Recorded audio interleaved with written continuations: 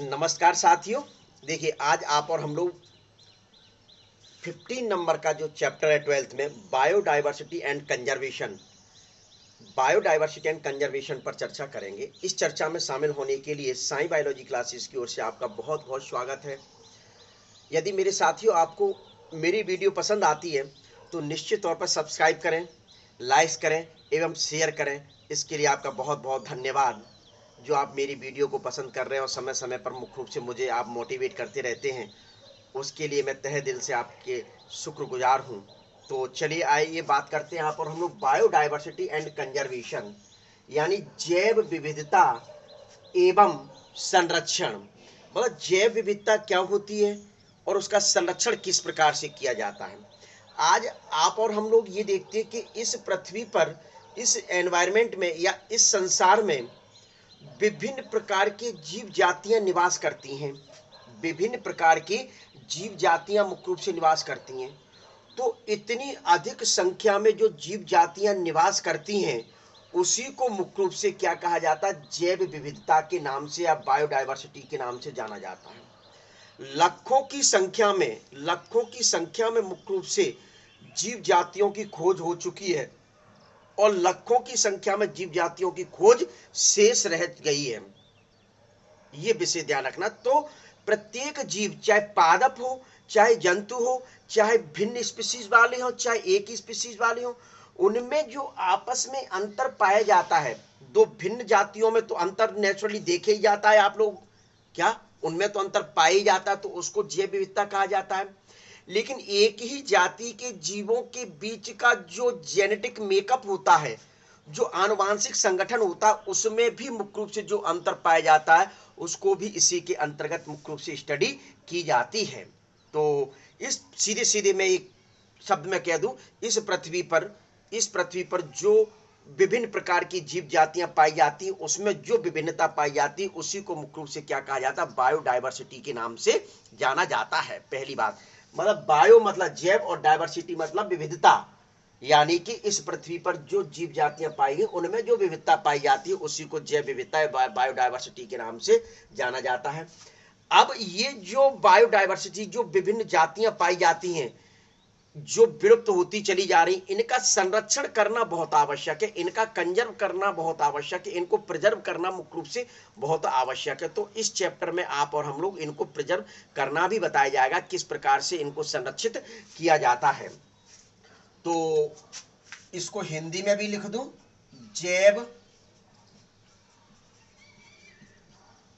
विविधता एवं संरक्षण। ठीक है। तो ये जो बायोडाइवर्सिटी शब्द जो दिया था, एक वैज्ञानिक थे वाल्टर जी रोसेन। कौन से वैज्ञानिक थे? वाल्टर जी रोसेन वैज्ञानिक थे। इन वाल्टर जी रोसेन नामक वैज्ञानिक ने मुख्य रूप से 1886 में यह शब्द दिया था। लेकिन लेकिन मुख्य रूप से जो वैज्ञानिक, जो दूसरे वैज्ञानिक थे, एडवर्ड विल्सन एडवर्ड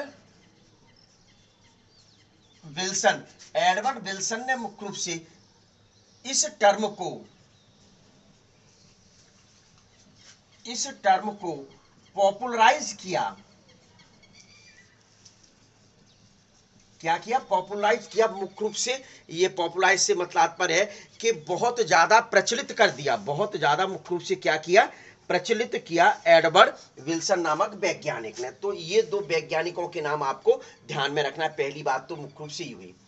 अब बात उठती है कि इस पृथ्वी पर आपने बताया 1.5 मिलियन मुख्य रूप से स्पीशीज पाई जाती हैं और लगभग 7 मिलियन स्पीशीज खोजी जानी शेष है रॉबर्ट मे के अनुसार।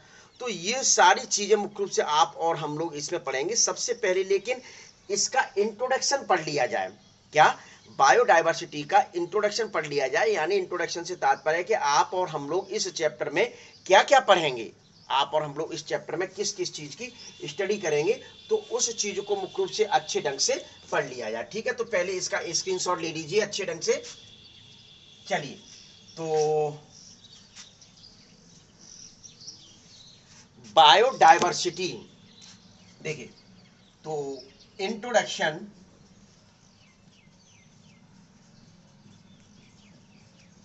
किसका इंट्रोडक्शन है? बायोडायवर्सिटी का। तो बायोडायवर्सिटी के इंट्रोडक्शन के लिए सबसे पहले मुख्य रूप से बताया जाएगा कि बायोडायवर्सिटी क्या होती है।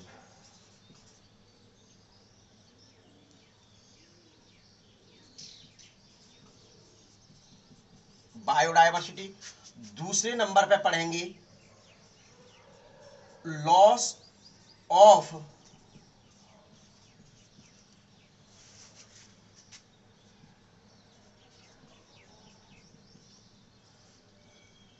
बायोडायवर्सिटी, और तीसरे नंबर पे पढ़ेंगे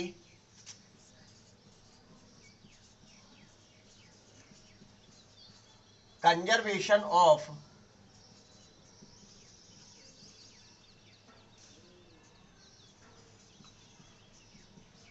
बायोडायवर्सिटी। यानी कि आप और हम लोगों को इसमें पढ़ना क्या क्या? बायोडायवर्सिटी के बारे में पढ़ना है, लॉस ऑफ बायोडायवर्सिटी पढ़ना है, और कंजर्वेशन ऑफ बायोडायवर्सिटी की स्टडी करना है। तो बायोडायवर्सिटी में मुख्य रूप से आप और हम लोग क्या क्या पढ़ेंगे? सबसे पहले तो इसकी डेफिनेशन की स्टडी करेंगे। क्या डेफिनेशन? जो एडवर्ड विल्सन नामक वैज्ञानिक ने दी थी। क्या? एडवर्ड विल्सन नामक एक वैज्ञानिक थे, सोशियोलॉजिस्ट, उन्होंने मुख्य रूप से ये डेफिनेशन प्रस्तुत की थी। फिर इसमें जो दूसरी चीज मुख्य रूप से स्टडी जो की जाएगी, हाउ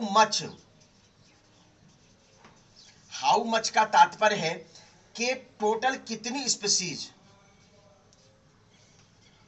टोटल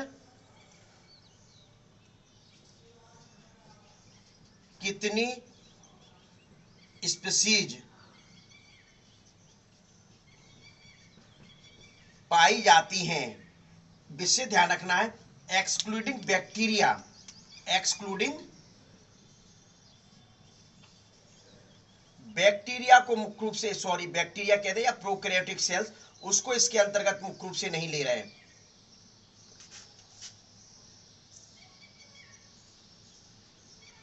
क्या?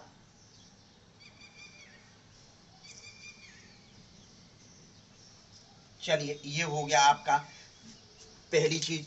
अब इसमें मुख्य रूप से आप और हम लोग क्या पढ़ेंगे?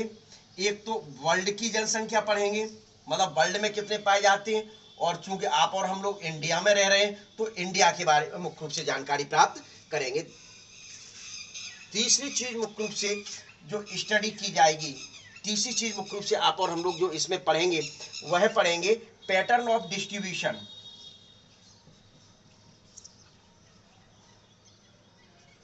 Of distribution. Pattern of distribution से मतलब है कि ये बटी किस प्रकार से है। क्या? पैटर्न ऑफ डिस्ट्रीब्यूशन से तात्पर्य है कि ये मुख्य रूप से किस प्रकार से बटी हुई है, उसी को कहा जाता है पैटर्न ऑफ डिस्ट्रीब्यूशन। तो पैटर्न ऑफ डिस्ट्रीब्यूशन में सीधे सीधे मुख्य रूप से आपको दो, एक तो लैटिट्यूडनल और दूसरा ग्राफिकल, लैटिट्यूडिनल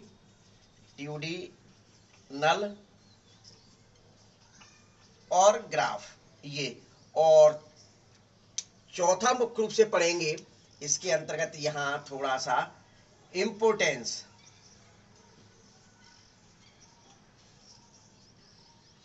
टेंस इंपोर्टेंट हो गया। इसका इंपोर्टेंट मुख्य रूप से किस किस का?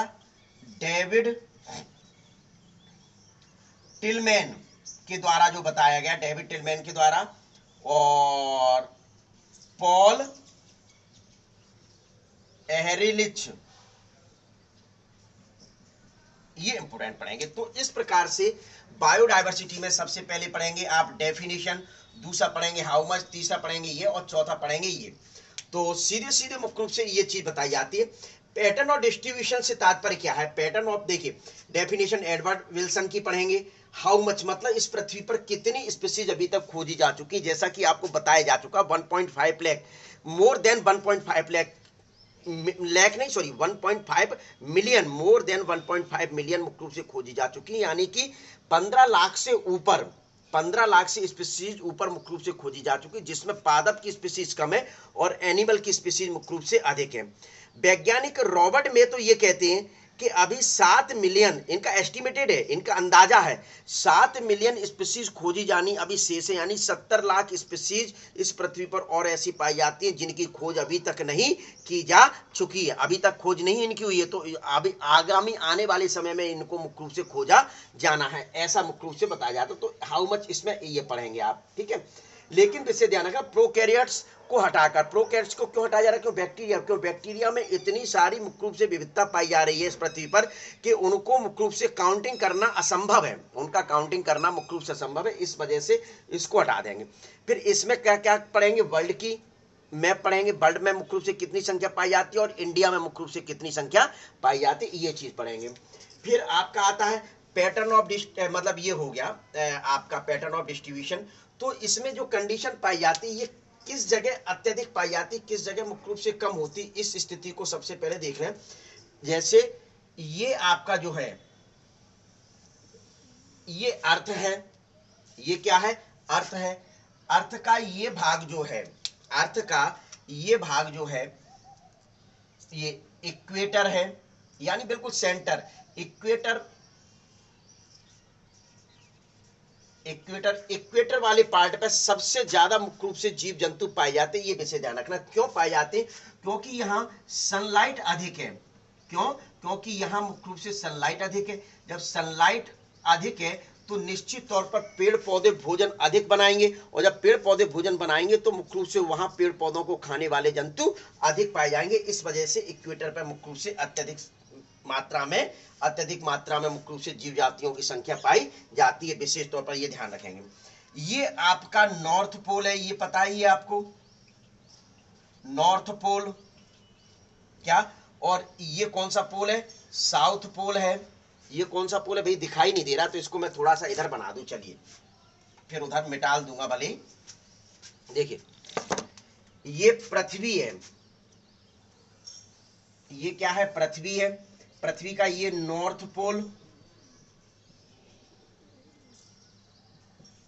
और बच्चों ये कौन सा, south pole. Pattern of distribution के बारे में मैं बता रहा हूं। तो ये वाला जो सेंटर में जो रहता है, ये इक्वेटर प्लेट होती है। ये कौन सी प्लेट है, इक्वेटर। विषय ध्यान रखें, इक्वेटर पे सनलाइट अधिक होती है।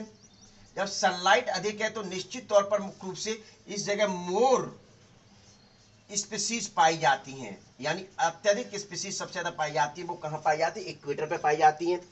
अब इसके ऊपर ये वाला जो है, ये और ये थोड़ा सा ये, तो ये जो एरिया है इसको मुख्य रूप से क्या, 23.5 डिग्री ट्रॉपिकल कैंसर कहा जाता है। ट्रॉपिकल कैंसर लाइन है। और ये वाली जो लाइन है यह मुख्य रूप से इस पर भी ये नॉर्थ वाला, और यह भी 23.5 डिग्री पर साउथ में। इस लाइन को मुख्य रूप से क्या कहा जाता है, ट्रॉपिक ऑफ कैप्रिकॉर्न, ठीक है। तो ये अब स्वाभाविक है, इनके बीच का जो ये वाला जो एरिया है, ये वाला जो एरिया, इसको ट्रॉपिकल एरिया कहा जाता। आप बार बार ज्योग्राफी में पढ़ते होंगे ट्रॉपिकल एरिया। तो ट्रॉपिकल एरिया यानी इक्वेटर प्लेट के 23 डिग्री पर ट्रॉपिकल कैंसर वाला एरिया, और ट्रॉपिक ऑफ कैप्रिकॉर्न वाला जो एरिया होता है वही मुख्य रूप से क्या एरिया पूरा क्या कहलाता है, ये ट्रॉपिकल एरिया कहलाता है। ट्रॉपिकल, इस ट्रॉपिकल एरिया में ही सबसे ज्यादा मुख्य रूप से जीव जातियों की संख्या पाई जाती है। क्यों पाई जाती है, कोई पूछे तो आप बता सकते। तो इस एरिया में सनलाइट अधिक है। जब सनलाइट अधिक है तो पेड़ पौधे भोजन अधिक बनाएंगे, और पेड़ पौधे भोजन अधिक बनाएंगे तो उनको खाने वाले जीव भी मुख्य रूप से उस जगह अत्यधिक मात्रा में पाए जाते हैं। तो ये चीज आपको क्या बताना है, इस अर्थ पर मुख्य रूप से किस जगह सबसे ज्यादा अधिक जीव जातियां पाई जाती हैं। तो ये आप इसका एक ले लीजिए स्क्रीनशॉट, इस पूरे का बायोडायवर्सिटी में आपको क्या क्या स्टडी करनी है, ठीक है ना। तो ये और इंपोर्टेंस में देखिए, एक पॉइंट ये हो गया, ये वाला रेड से मैं किए दे रहा हूं। एक आपका ये हो गया और एक आपका ये हो गया और एक आपका ये हो गया, यानी 4 पॉइंट बायोडायवर्सिटी का। ठीक है, तो इसका ले लिया स्क्रीनशॉट आप, मैं इसको मिटा रहा हूं। अब मैं आपको पढ़ाने जा रहा हूं लॉस ऑफ बायोडायवर्सिटी। इसमें जो पढ़ना है आपको, अभी मैंने ये पढ़ाया नहीं है, ये तो बता रहा हूं, ओवरव्यू बता रहा हूं इस चैप्टर का, इंट्रोडक्शन इस चैप्टर का दे रहा हूं कि आपको इसमें क्या क्या पढ़ना है, उसको कहा जाता है इंट्रोडक्शन। ठीक है, तो ये चीज। अब आता है loss of biodiversity. Loss of, भैया अभी तक आपने देखा कि मुख्य रूप से इतनी सारी जनसंख्या पाई जा रही है, अब इस बायोडायवर्सिटी का लॉस हो रहा है, इस बायोडायवर्सिटी का लॉस हो रहा है, तो आप रोने बैठ जाएं, सर पकड़ के बैठ जाएं, अब मैं क्या करूं। भाई क्या करेंगे, तो तीसरा पॉइंट करेंगे। भाई जब लॉस हो रहा है बायोडायवर्सिटी का, आपको बचना है, यानी अपने को बचना है, तो निश्चित तौर पर मुख्य रूप से आपको क्या करना पड़ेगा, ये पॉइंट, तीसरा पॉइंट अवश्य करना पड़ेगा। लेकिन पहले लॉस देख लेते हैं। तो लॉस में मुख्य रूप से बताया जाता है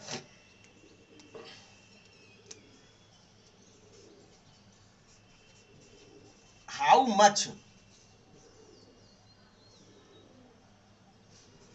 मच मतलब कितने मर गए, यानी मातम मना रहे हैं आप मरने के लिए, तो कितने मुख्य रूप से मर गए, सबसे पहला मुख्य रूप से ये चीज देखेंगे। दूसरी चीज की बताएंगे भाई, भाई भाई का मतलब क्या कारण है, कॉज, क्या कारण है, मतलब मर गए, ये बात सही है, लेकिन क्यों मर गए इसके बारे में जानेंगे। तो इसके बारे में जानने के लिए मुख्य रूप से 4 रीजन आप जानेंगे। सबसे पहले हैबिटाट लॉस, हैबिटाट लॉस, थोड़ा सा इधर से देखें,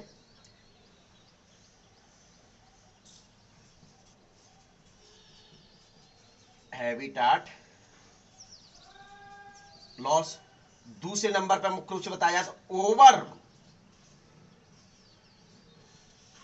एक्सप्लॉयटेशन, मतलब अत्यधिक दोहन करना, क्या करना, अत्यधिक दोहन करना। तीसरा मुख्य रूप से बताया जाता है आपका एलियन स्पीसीज, ब्रैकेट में एक्जोटिक, अभी मैं बताता हूं क्या होते हैं ये एक्जोटिक स्पीसीज बताया जाता है। ठीक है, फिर आपका चौथे नंबर पे को एक्सटिंक्शन,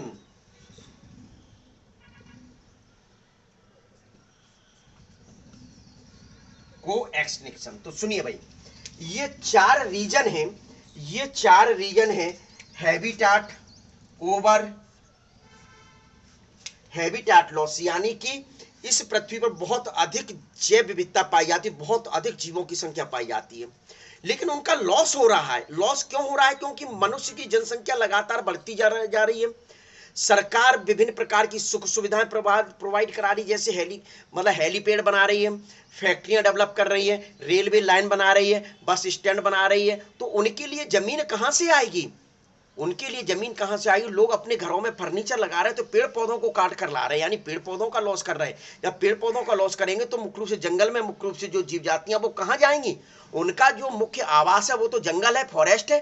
फॉरेस्ट में लॉयन, टाइगर, डियर वगैरह, एलिफेंट्स वगैरह सब वहीं रहते हैं। पशु पक्षी भी मुख्य रूप से उस स्थान पर रहते हैं। जब पेड़ पौधे नष्ट कर दिया जाएगा, उनका वास स्थान नष्ट कर दिया जाएगा, तो निश्चित तौर पर मुख्य रूप से उनको रहने का स्थान नहीं मिलेगा, तो धीरे धीरे इस कारण से इनका लॉस होता चला जा रहा है।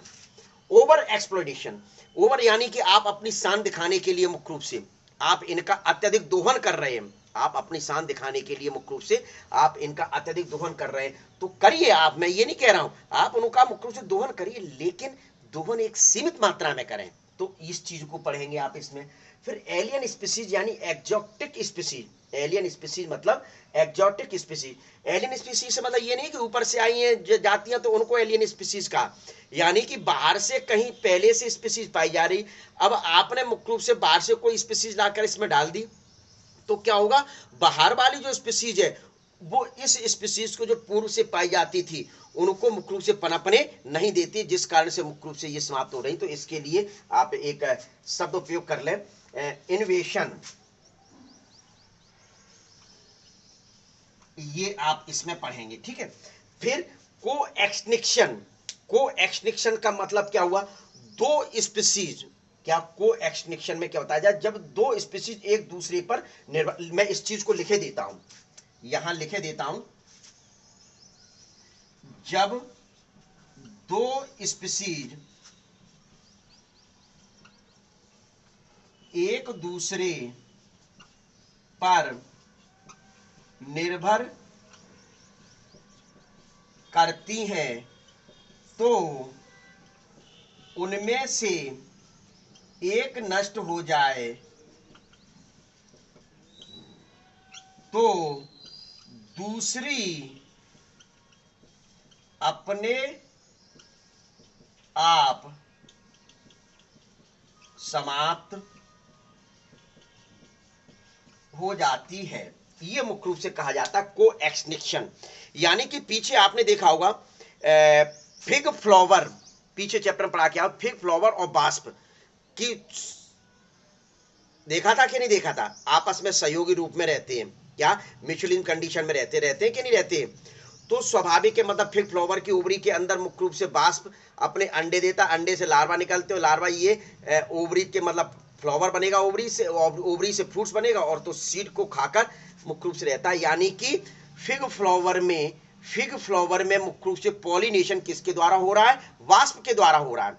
अब यदि वाष्प समाप्त हो जाए तो निश्चित तौर पर मुख्य रूप से यदि ये अपने आप में इसने म्यूटेशन नहीं किया, फिग फ्लावर ने म्यूटेशन नहीं किया, तो अंत समय ऐसा आएगा फिग फ्लावर समाप्त हो जाएगा। तो उसी कंडीशन को क्या कहा जाता है, को एक्सटिंक्शन कहा जाता है। इस चीज को आपको पढ़ना है, इस चीज को भी आपको पढ़ना है, ठीक है।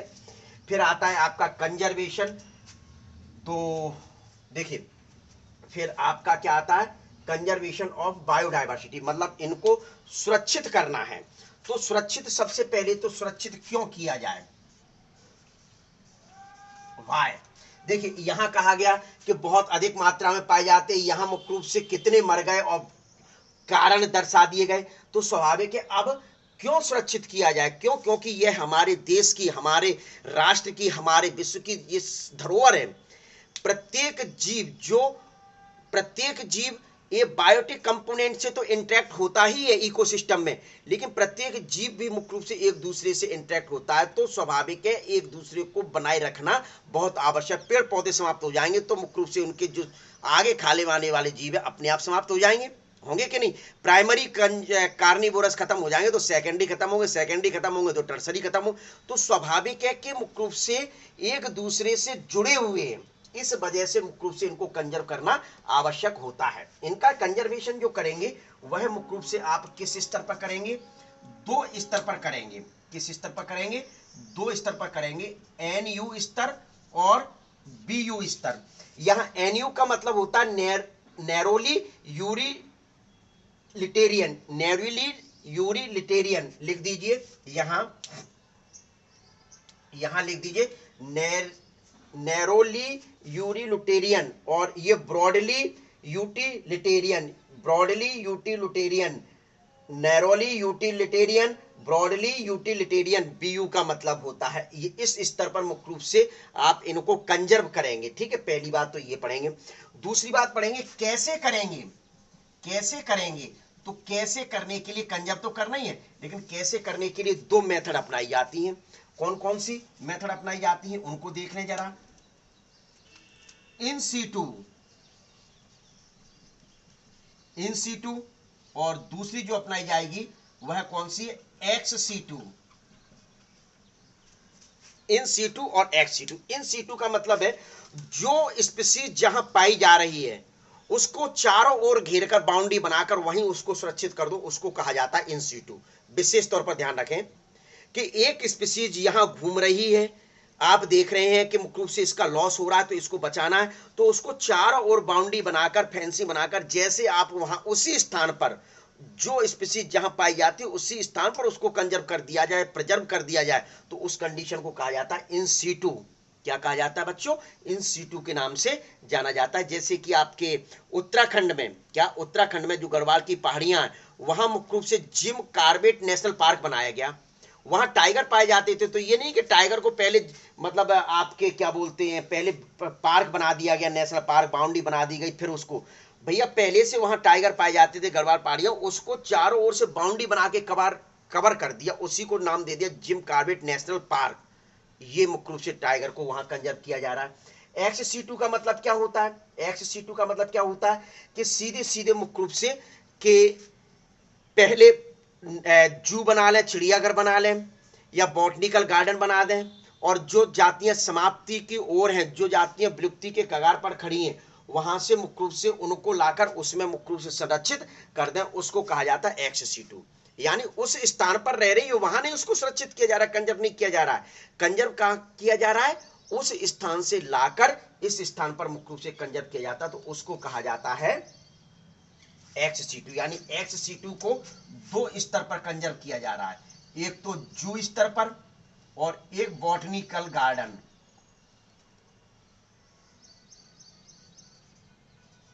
बॉटनिकल गार्डन बनाकर, तो जू मतलब चिड़ियाघर में और बॉटनी का मतलब पादप में। तो यहां मुख्य रूप से इस प्रकार से, तो ये आपको मैं डिवीजन कर दिया इस प्रकार से, ठीक है। ये पहला ये आपने पढ़ा, दूसरा लॉस पढ़ेंगे और तीसरा ये पढ़ेंगे। तो सबसे पहले मैं आपको एक बार फिर से बता दूं, ये जो है बायोडायवर्सिटी, बायोडायवर्सिटी में आपको इंट्रोडक्शन आना चाहिए कि आपको पढ़ना क्या क्या चीजें। सबसे पहले आपको यही नहीं पता है कि मुझे क्या पढ़ना है, तो आप क्या पढ़ोगे क्या? तो इस वजह से आपको इंट्रोडक्शन आना बहुत आवश्यक है। इस चैप्टर का ओवरव्यू क्या है वह आना बहुत आवश्यक है। तो बायोडायवर्सिटी, बायोडायवर्सिटी में डेफिनेशन पढ़ेंगे आप, तो ये डेफिनेशन पढ़ लेंगे एडवर्ड विल्सन वाला। दूसरा मुख्य रूप से आपका हाउ मच, टोटल कितनी स्पीसीज पाई जाती हैं, टोटल कितनी स्पीसीज पाई जाती हैं, तो वह मुख्य रूप से पढ़ेंगे 1.5, मोर देन 1.5 मिलियन, यानी 15 लाख से भी अधिक मुख्य रूप से पाई जाती है। आपके मतलब एनसीईआरटी में शुरुआत में दिया 1.7 मतलब मिलियन दिया, यानी कि 17 लाख। तो मोर देन 1.5 यानी कि 15 लाख से अधिक पाई जाती, तो 17 लाख के लगभग हो गई। फिर पैटर्न ऑफ डिस्ट्रीब्यूशन, तो पैटर्न ऑफ डिस्ट्रीब्यूशन में मैंने अभी आपको बताया था अर्थ पर मुख्य रूप से जो ट्रॉपिकल एरिया होता है, ट्रॉपिकल एरिया में सबसे ज्यादा सनलाइट प्राप्त होती है, इस वजह से उस एरिया में सबसे अधिक स्पीसीज पाई जाती हैं, विशेष ध्यान रखना, सबसे अधिक। फिर अब आता है इम्पोर्टेंस। इम्पोर्टेंस में मुख्य रूप से डेविड टिलमैन और पॉल हेरेक्स का पढ़ेंगे, ठीक है। तो इतना ये पढ़ेंगे। लॉस ऑफ बायोडायवर्सिटी, भाई बहुत अधिक संख्या में पाई जा रही हैं, बहुत अधिक। रॉबर्ट में ये कह रहे हैं अभी 7 मिलियन और भी है, यानी 70 लाख स्पीसीज खोजी जानी शेष है। ये विशेष ध्यान रखना, ये नीट का बहुत अच्छा क्वेश्चन बनना है। कोई पूछ ले कि कितनी जातियां खोजी जानी शेष रह गई, तो रॉबर्ट मे के अनुसार एस्टिमेटेड है, कंफर्म नहीं है, कम और ज्यादा हो सकती है, विशेष ध्यान रखना। तो लॉस, तो हाउ मच, कितने मर गए, पाए यहां इतने जाते थे तो कितने मर गए और क्यों मर गए, क्या कारण था, क्या कारण था, वह चीज पढ़ेंगे। Habitat loss, over exploration, alien species, को एक्सटिंक्शन, तो इन चीजों की स्टडी करेंगे, ठीक है। फिर कंजर्वेशन ऑफ बायोडायवर्सिटी, यानी कि बहुत अधिक पाई जाती थी, मर रही हैं, तो उनको बचाना बहुत आवश्यक है, यानी बायोडायवर्सिटी का कंजर्व करना, सुरक्षित करना बहुत आवश्यक है। तो इस वजह से मुख्य रूप से नैरो यूटिलिटेरियन और ब्रॉडली यूटिलिटेरियन स्तर पर मुख्य रूप से इनको अपने को सुरक्षित करना है। हाउ, कैसे करेंगे? इन सीटू और एक्स सीटू, यानी जो जातियां जहां पाई जाती हैं उनको वहीं चारों ओर बाउंड्री खींच दो, वहीं की वहीं सुरक्षित कर दो, तो इन सीटू हो गया। एक्स सीटू मतलब कि पहले आप मुख्य रूप से उसका हैबिटेट डेवलप कर लो, बाउंड्री बना के, सब चीज बना के, फिर बाहर से मुख्य रूप से जो विलुप्त हो रही है वहां से लाकर वहां उनको सुरक्षित कर दो। जैसे नेशनल पार्क हैं, सेंचुरीज जो बनाई जा रही हैं, क्या वो इसी प्रकार से मुख्य रूप से, तो उनको जू, चिड़ियाघर, चिड़ियाघर में मुख्य रूप से सुरक्षित किया जा रहा है। हालांकि यहाँ पर हम लोगों के मतलब क्या बोलते हैं, मनोरंजन के केंद्र है, लेकिन यहाँ जाते हो सुरक्षित किया जा रहा है। और बॉटनिकल गार्डन में पेड़ पौधों को सुरक्षित किया जा रहा है। तो इतना आपको इस चैप्टर में पढ़ना है। तो सबसे पहले आप और हम लोग क्या क्या पढ़ते हैं, डेफिनेशन। तो डेफिनेशन आपके, चलिए मैं इसको अलग अलग पार्ट में लेके ही बता दूंगा। क्या अलग अलग पार्ट में, इसको एक पार्ट में ले लेंगे, इसको 2 पार्ट में ले लेंगे, इसको तीसरे पार्ट में ले लेंगे, तो आपके लगभग मैं कहता हूं कि 4 पार्ट में आपका ये जो बायोडायवर्सिटी एंड कंजर्वेशन है समाप्त हो जाएगा भाई, ठीक है। तो यदि अच्छा लगे तो सब्सक्राइब जरूर करें, लाइक जरूर किया करें, शेयर जरूर करें। आपको फायदा मिले तो मैं ये चाहता हूं कि निश्चित तौर पर मुख्य रूप से अन्य स्टूडेंट्स को भी फायदा इस चीज का मिलना चाहिए। Okay bye. चलिए इसका ले लीजिए स्क्रीनशॉट।